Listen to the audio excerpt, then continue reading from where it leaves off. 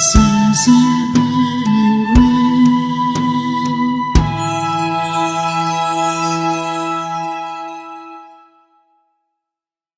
My name's Adele Quo. Welcome back to It's Easy Being Green, honoring Thanksgiving then and now. Americans will be celebrating with family and friends over a robust meal of roasted turkey, pumpkin pie, and football.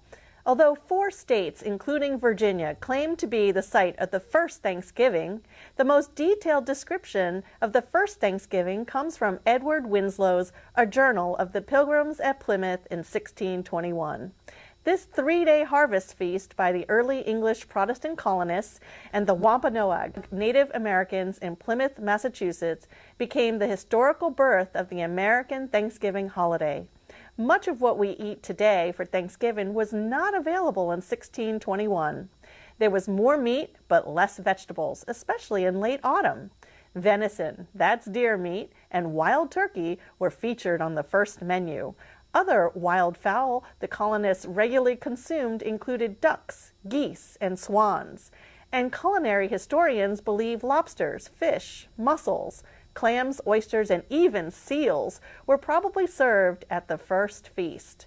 Roasting was the best way to cook things in the 17th century.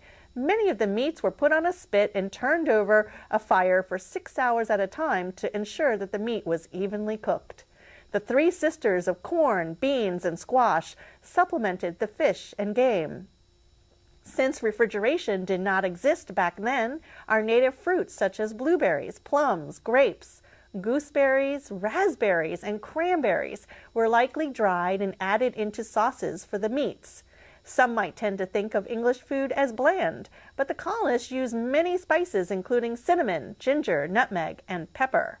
They also didn't have ovens, and sugar was a luxury imported from England, so pies, cakes, and breads probably weren't at the first Thanksgiving dinner table. Nowadays, Americans will do whatever it takes to get home for Thanksgiving dinner.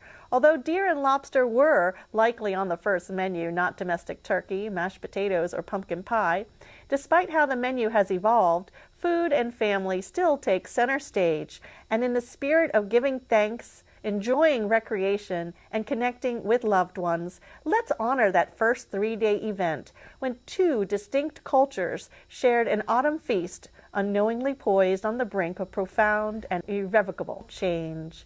And remember, it's easy being green, honoring Thanksgiving.